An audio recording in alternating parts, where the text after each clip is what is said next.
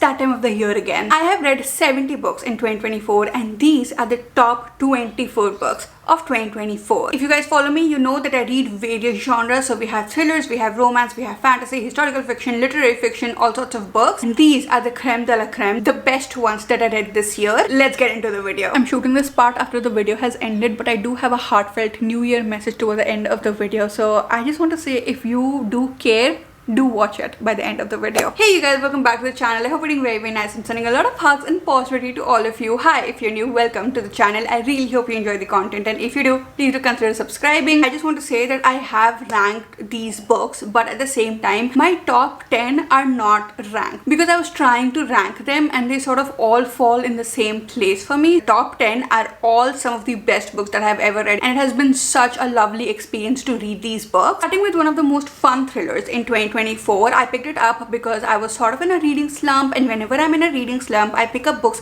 which are underrated, which I think that I would not pick up generally. It is not meant for a video or anything like that. An unplanned book, and there are many of those in this pile. So many of those books have actually become my favorite books of the year. This being one of them. Is the story of this author who travels to different places and then writes thrillers based on those places. Yet again, she has gone on another vacation to write her new book. While she is researching for her book, something thrillery happens in her real life. The book is Every Time I Go on Vacation Someone Dies by Catherine Mack. 10 days of vacations, there are 8 suspects and there are 3 dead bodies. First of all, I find the plot intriguing. I really enjoy it when the main character of a thriller book is a thriller author. But secondly, the thing that makes this book stand out in my mind is all of the footnotes in the book, where the author is giving you clues to figure out what exactly happened along with her. While the story is going on, she's trying to figure out what's going on. She also breaks the fourth wall, which means she directly talks to you. And then in the footnotes, she's also sort of pushing you, making fun of you, making jokes of you that, do you get it now? Like, I'm getting it because I couldn't be clearer than this. It was just so much fun to read this thriller. I have just never thought of thrillers to be a fun genre, but this one definitely was, and I really hope that I find more books like this in 2025. Number 23 is a new genre that I discovered in 2024, and thank the Lord that this one actually turned out to be a good book, because if it was not, it would just defy me and reroute me from this path of exploring this genre but at all. And I had my apprehensions about it. I am a big horror film watcher.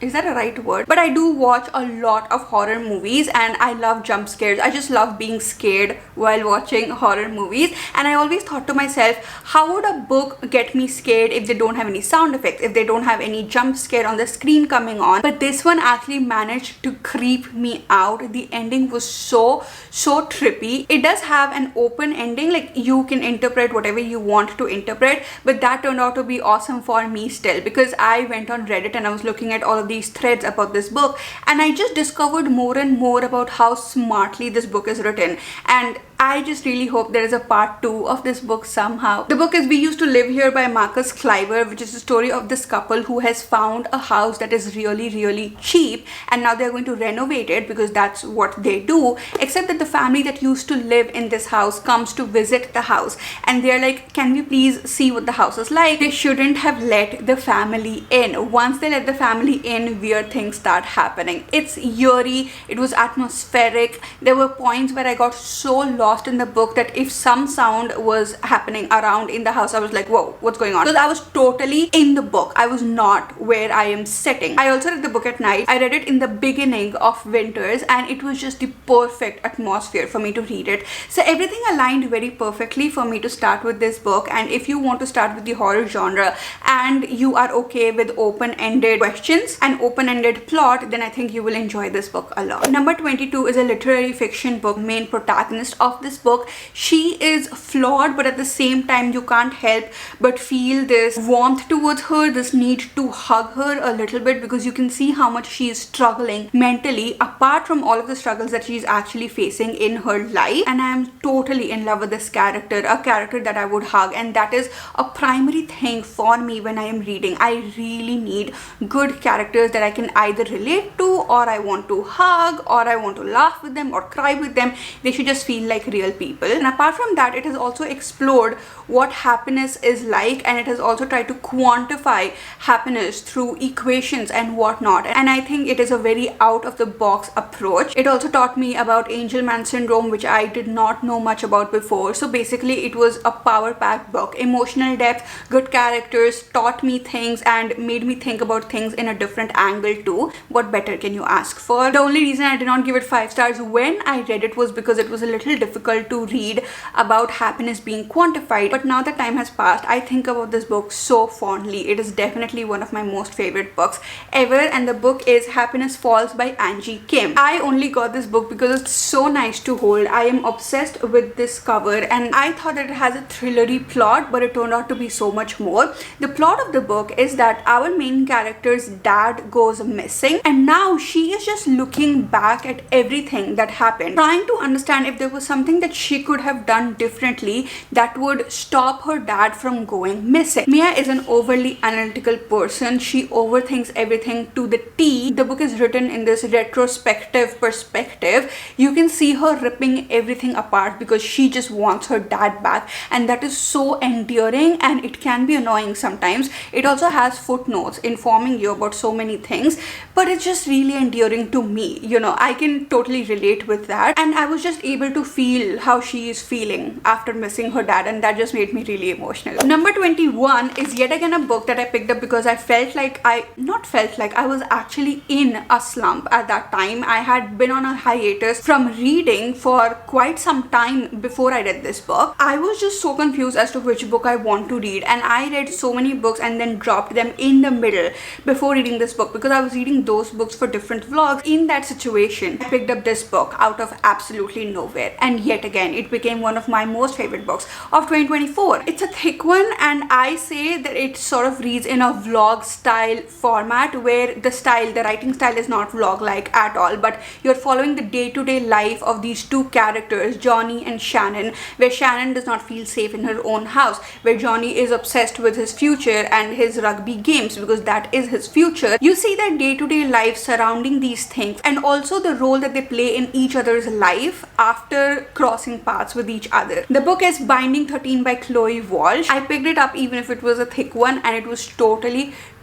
worth it. I am obsessed with this book. There is just like a lot of profanity going on in this book, a lot of cursing and this and that. Also, the characters are 17-18 years old, but it is definitely not a YA book at all. There are so many dark themes. It's very gruesome, it's brutal, it's tragic. So it's not meant for teenagers. Next up, we have 3 books because it is a series. I read this at the beginning of the year. I did not know what to expect from it. I just read it because it was one of the most requested series ever. Like, you guys really wanted me to read it. So very graciously, Anjali gifted the series to me, and as soon as it came, I started reading it, and I did not expect myself to read this so quickly because once I got into it, I did not want to get out of it. Also, once it was done, I was so satisfied with my entire reading experience because there were no loopholes left. There was emotional depth, there was fun, there were games, it was fast paced, and that was so good for my reading slump brain at the time. The series is the Inheritance Game series. So we have the first book, The Inheritance Games, the second book, The Hawthorne Legacy, and the third book, which is The Final Gambit. It is the story of Avery, who inherits a large amount of money, a large inheritance actually, but the twist is that she does not know the man who has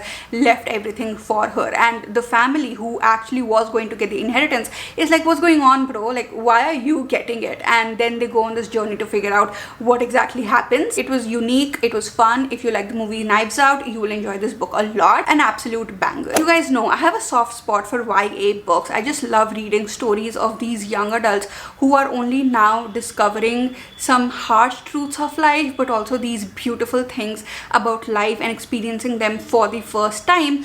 And I was struggling to find a good YA book this year, but this one came to the rescue. It also had a little bit of Greek mythology mixed in it, so that was just a bonus for me because I also love Greek mythology so much.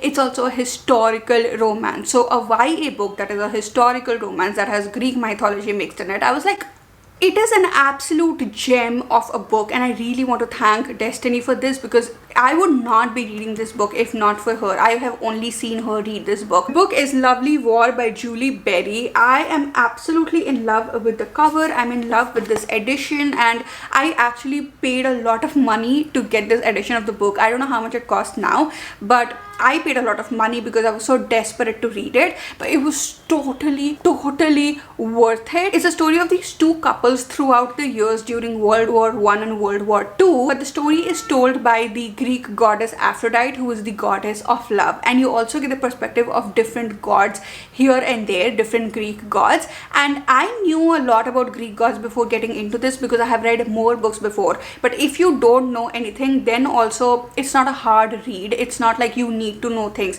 before getting into it, and that is what I enjoyed about the book so much. Even though it had the Greek mythology part in it, it did not have the boring parts where you have to keep reading about the entire mythology and all of the information. No, it had the fun parts of Greek mythology, the hunger for power, the drama, the politics, the manipulation. It's just all so fun to read. And when the other two love stories were going on of the two couples, heart-wrenching, heartwarming, it's going on during a war, so that obviously adds a certain urgency to it, and it's just beautiful, and it's tender, and it's vulnerable, and it's literally everything that I want from a YA book. So this is definitely one of the best books, YA books, that I have read this year. But even if it was not YA, everything about this book is perfect. We again have the next 3 books at once because this is another series that I read this year. I was so excited to read these books since last year, but I did not have the second part of it, and then this year my dad gifted it to me. I did not even wait a little bit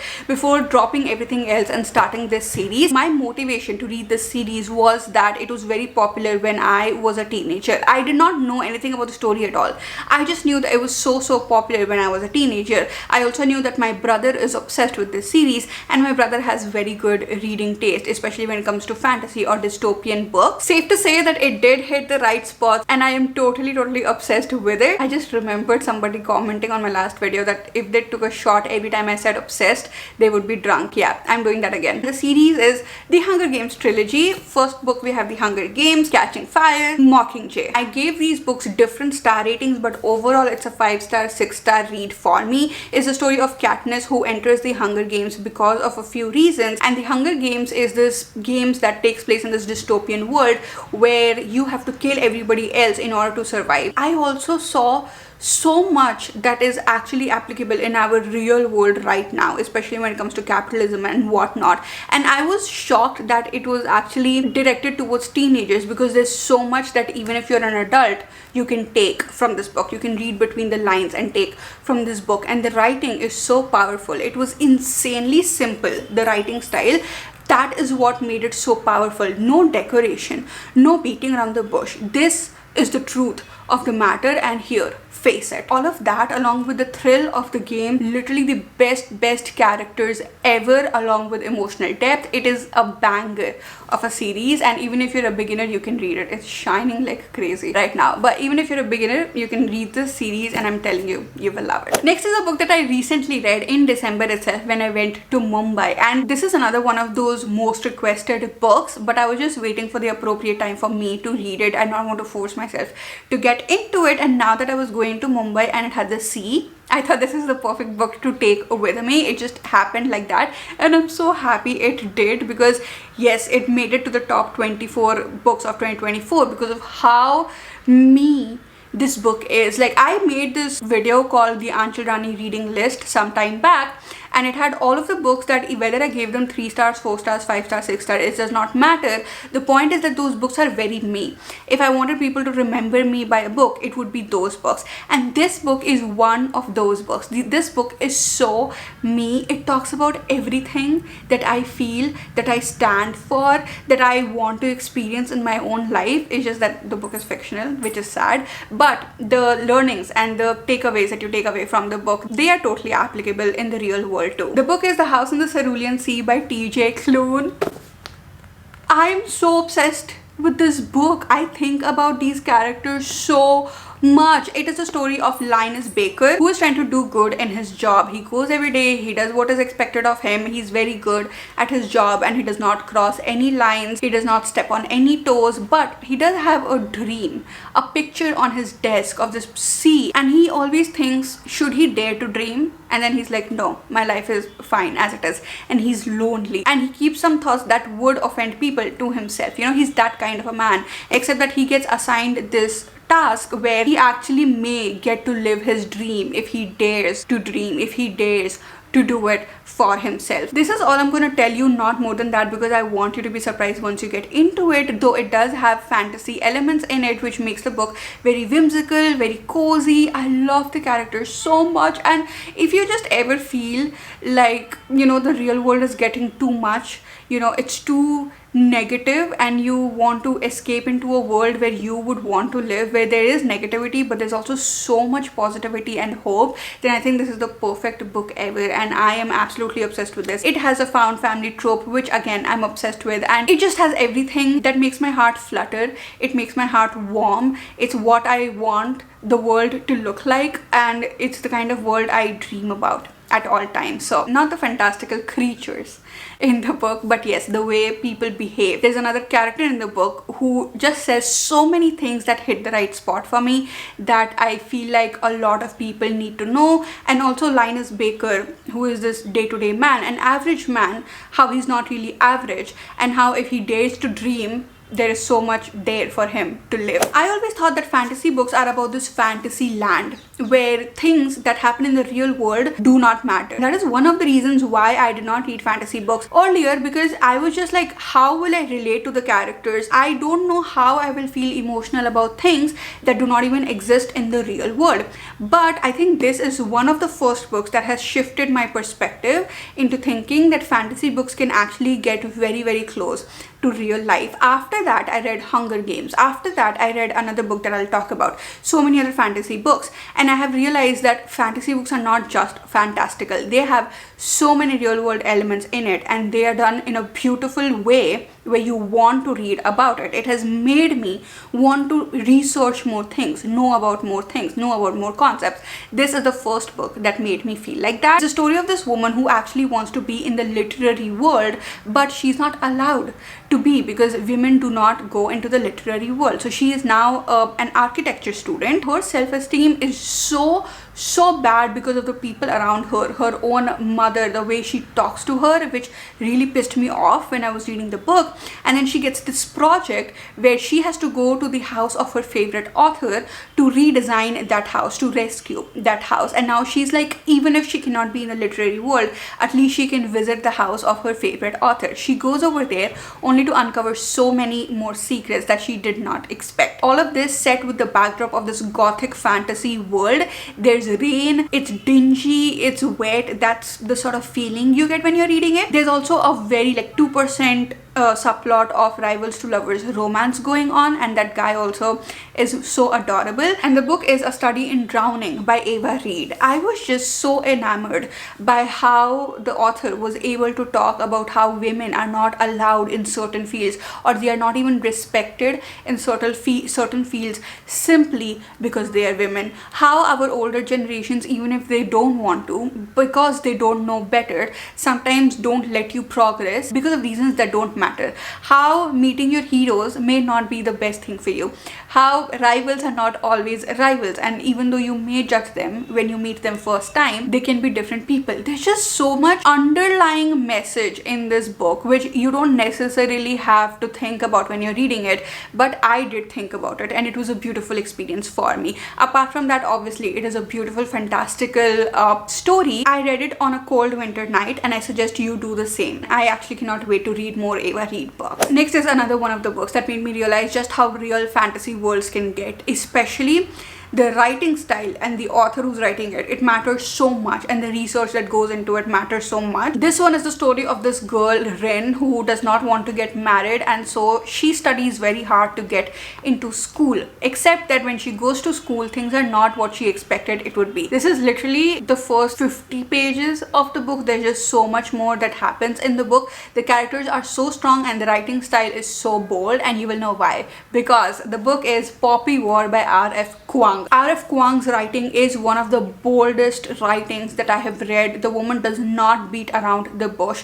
I also felt like this with the Hunger Games, but make it more gruesome, more realistic, more not covering shit up at all. It has very dark themes in it. It also has the theme of genocide in it, and just seeing all of that in its raw form was brutal for me. A top book of the year, and it is just the first book. I actually cannot wait to read the other 2 books. I wanted to read the entire series in 1 week and vlog it, but the first book itself just like blew my mind. Like before this, I've read all of these, oh yeah, nice cute fantasy romances and whatnot, and I picked it up for that, and then it just turned out to be what it is, and I'm like, whoa. I did so much research on so many things after reading the book, and that's what I meant when I said that fantasy books actually make you want to do more research about the real world, because I would not do the research on things that I researched on if I had not read this book. The fantastical nature of it made me very interested in the historical part of it. It's not meant for beginners, but if you're done with fantasy romance and you want something deep, something raw, something that will shake you to your core, then read this one, but not before you read the trigger warnings. Okay guys, we are in the top 10 now. Oh my god.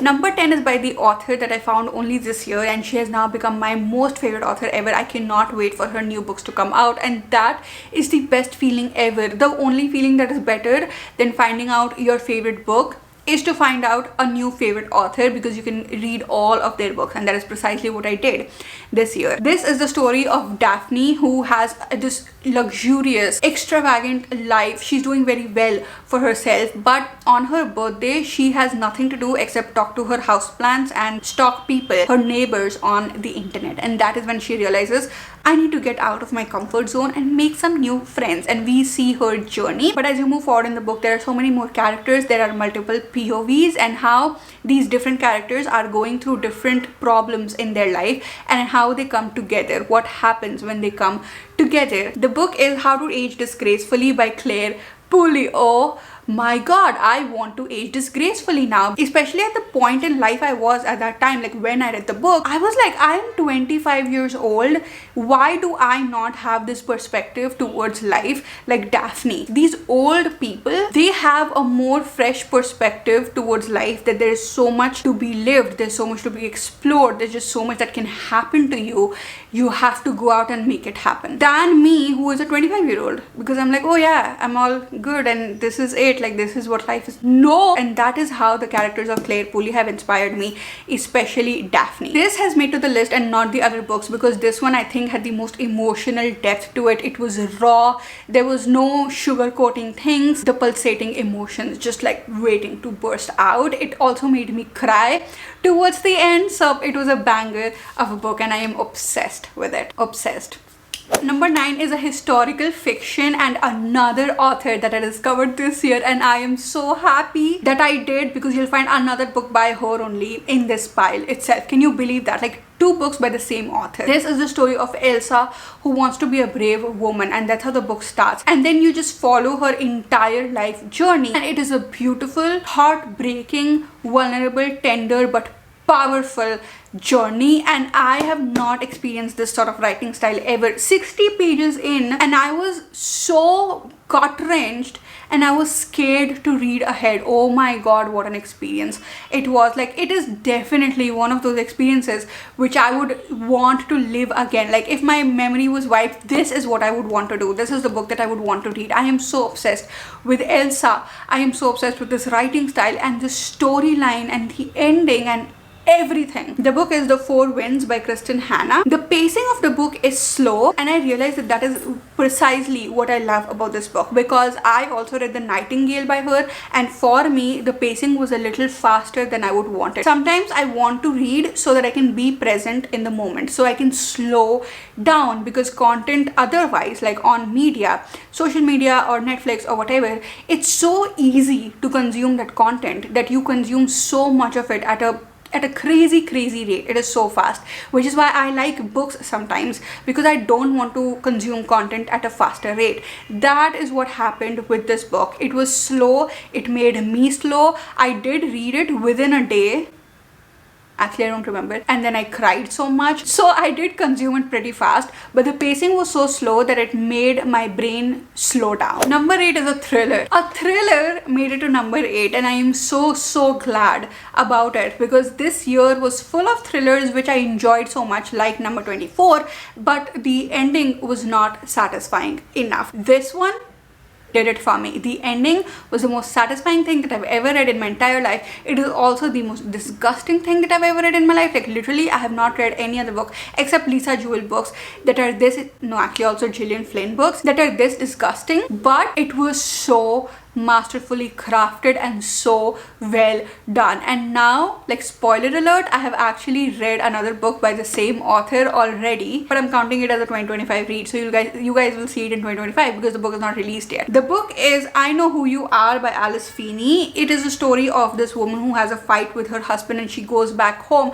to make up with him, but her husband goes missing, and that is all I'm going to tell you. It also has multiple POVs, and it also has different timelines, so it really keeps you on your toes. You know, it's a good thriller, not adrenaline pumping, it's not gruesome, it's not gore, it's just that every chapter sort of has a plot twist, and it just keeps slapping you and you don't have a minute to rest, and the ending satisfies it all. One of the best books that I've ever read. And if you are okay with reading something disgusting, if you've read Lisa Jewell books or Gillian Flynn books, I think you should give this a shot as a thriller. It's a short book, it doesn't take a lot of time, but it's a really good experience. Number 7, is it 7? 1, 2, 3, 4, 5, 6. Yes, number 7 is a historical romance that I read in the beginning of this year. It was my first 5-star, 6-star read of the year, and I am still obsessed with it. I can still cry when I think about these characters. What makes the romance more beautiful was the tragedy of it, because it is set during the partition time. The side characters did not feel like side characters. They were so essential to the story, and it all just overall makes it this beautiful experience. Also, it has talked about the art of smell and the art of writing, calligraphy and perfume and whatnot. That artistic touch to this book has me obsessed with it. This is what I say when I say that books affect my real life. I started using ether, and I really started focusing on smells, like these different perfumes, after reading this book. The book is The Book of Everlasting Things by Anchal Malhotra, which was actually gifted to me by one of you guys, and I am so grateful, because I would not read this if it was not gifted to me, because the cover does not make it seem like something that I would want to read. It's so much like Book Thief, where Book Thief is talking about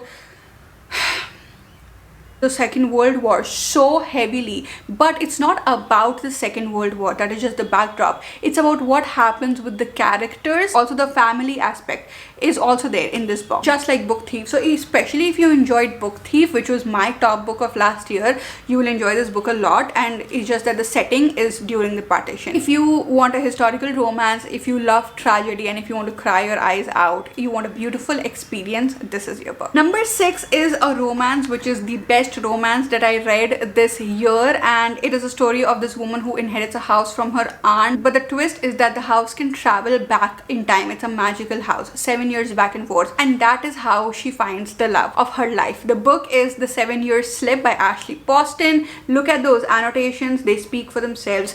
So many beautiful quotations. The romance was beautiful, and I just love the romance. I will love you in every timeline, or I will love you in every universe is going on. I will love you even if you don't remember me. It makes me believe in this magical love and gives me these fictional men that I love, and that is all that happened with this book. It makes me giddy, it makes me smile, it makes me happy, it makes me escape from the real world, and that is all you can ask for from a romance novel. And this one also barely has any spice in it, which I never hold a book having spice against it, but the slow burn in this, because of the no spice, is just to die for, and I love slow burn, so I love this book. Next up, we have a drama, is what I would call it. I don't exactly know, literary fiction, a dramatic book. It's a story of a band, Daisy Jones and the Six and their entire journey. The book is Daisy Jones and the Six by Taylor Jenkins Reid. It's written in interview style, so I read it when I was in a reading slump because I thought I would really get through it. Also, I love Taylor Jenkins Reid. Her writing has always been easy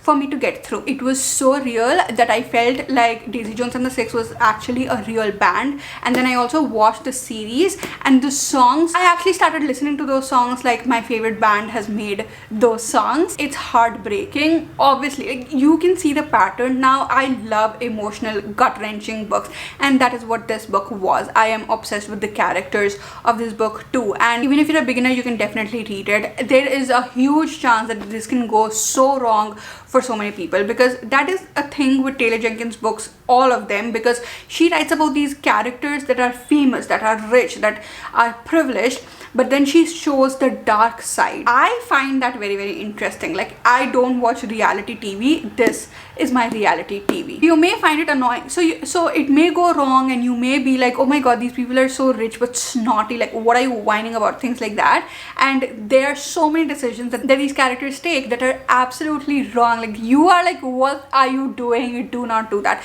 The characters themselves are like, why did I do that? They're so self-aware about it, but they did it, and you just get to see the consequences. It's just so much fun because it is fictional. Number 4 is another YA novel, but not for its romance, not for its vulnerability, not for its tenderness, but because this is yet again one of the characters that I want to hug, that I want that she was real and I could just be there with her.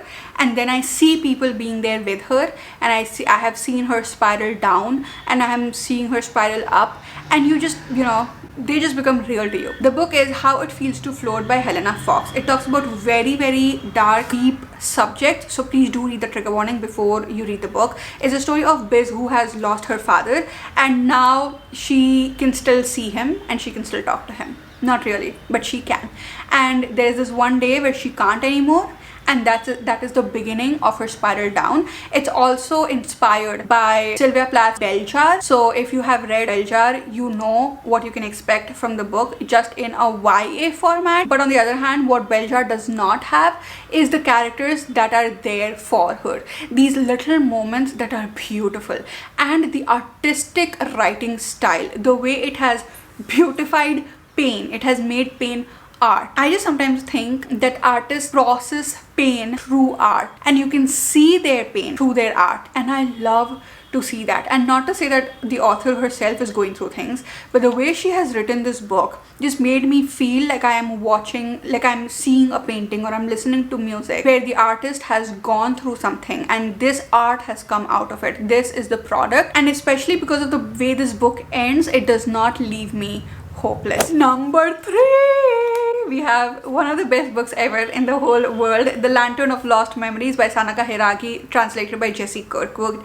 I've just talked about this book a lot. I don't know if I should be talking more about it, but it's just so worth it for me. I also feel like I'm hyping it up too much, making it more than it is, but for me, it was more than what I thought it would be. It's a story of this lantern that you wake up to once you die, and you can put in all of the pictures from your life, and it shows you your life before you can move on. It's so deeply emotional. It satisfies you logically because it ties up all of the loops by the end. It's short, and so it was so easy for me to read. The characters are beautiful, oh my god, and there are parts where you can actually cry. My brother, who reads books and stuff, but he doesn't really cry a lot, cried somewhere in the middle. Both of us, not tears running down our face, but it stuck in your throat, the crying. It's that warm and cozy and beautiful. Number 2, we have another book by Kristen Hanna, which I recently read, and now I'm obsessed with it. Can't wait to visit Vietnam so I can actually see all of the places in real life where this character has been.